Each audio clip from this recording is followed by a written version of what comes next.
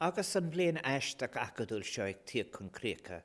Is ménlumm tríos lúló agus gach bánach a gui na micléon tríú levéil agus breisiirteachis go léir Ilianna Héireann as an níireachtaí thorganá I gníiricha dúchlánacha.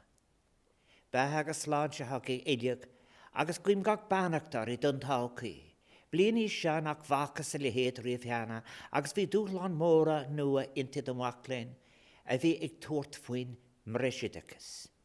Tuigim go ríomháin túgna sa bhí cuid agad a bhar an gábhí an, díobh stad a dhéanamh gan bheith gcuideachta úr gomrádathe léan, agus an brú cuireag ar úr glán de bhar na leachtaingus rangan na teagas a bheith lína seachas na caláiste. Tuigim freisin na deacreachtaí le a bhain leis an bhálam agus an stad a dhéanamh go minic, san da daltaí áirithe I síomh cúnga míorúnacha. Éis éascaribh, struchttar agus sprágad a hais éige na cuiméid, trí tríomh si fada de leachtaí riamh tafada. Agus gan an takeíocht ó bhic léon eile timpeall áraibh. Ís eile rinne Covid is néideag dochar níos masa do grúpi áirithe haracéla, agus is iad siúd le hasparí achfaní is mó a bhí hias leis. Cínta is gná deis iad na blianta olscaile le cadrah nua bhanú le circle cartas lehanó, agus le bálaíocht a ghlacuin rúpi agus a goman sport dí spórach agus cruthaíochta. Seo a cuidín le bláthú na dailan agus an cumis sálaíochta taobh mu den sférácadúil. Is mór an trúin armh éidir an taiths saibhris seo a bheith andíomh se imléana. Mar a bhí imlínta eile, mar jouler an freigra bhí ag teastáil ar an pandemic, ní a bhéal ás. Níl dátar be agam gur cuir na canílacha isceachúla seo, anna díomá go deoiribh, íbertaí riachtacha a bahiad seo, go léir ar san sláinte paible. Bhí na híbertaí seo dínáfach agus bhí mínach agus neart móráltra ag teastáil uibh go léir le dul an lecló. Is mín lum a ahant gur thug sibh faoin iarach seo go chun siosach agus go fial. Ar wahalan ar séránig is golúní a cumhad slán. Tríos líamlibh agus gan buicas libh. Mar uachtarán a hníam in achrod ar rinne sibh sprid saránachta, agus an deachil a léiri sibh in o'r bhreagra ar an macart ar slán sin fabel.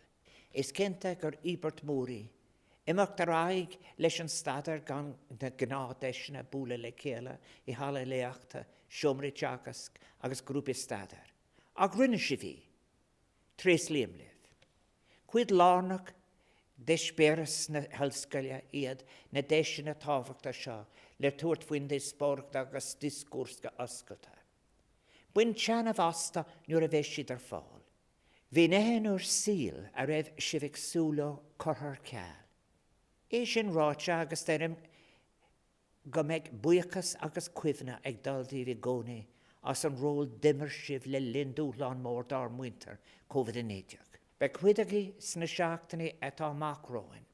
Ag teachta dro dhearra orthros tríú level agus ag déanamh macnamh ar an géad céiméile a thóga sibh ar or gosán síl. Gan nairi libh ar or mealach. Be cuidel agé in sin ag fille ar or nalscalina. Cláistí agus institútaí an fórseágan. Tá súlám I gcuinsi éagsúla óna cín atá anfuil láthair. Buin teanamh asta. Is féidir libh go léir beag beann ar an stad ag bhfuil sibh in o'r séil acadúil, cuimhnú siar ar an mlín se caite le bród agus sásaf, go raigar sibh an gléach ar levéil damda agus áitiúil, le dlú fortíocht agus neart, ag an deachar, don siarach agus do lánach. Is méle mo wikas a gháilih, a sprid na seasafachta, na dénachta agus an cófabla léirisih, le lin an ámasha. Spridí sean, a bheith mar róri do o'r dalci, mar heránig gnífacha, dígrasa, ar féidir na lúnta dal teacht a bheith bród a lásta. Gwym gach rárih sna táhací sin. Ci bé tríla cuir farós o'r gór, in o'r seata, a tá lán da féidirachtaí díobh, ber bannacht an táhací.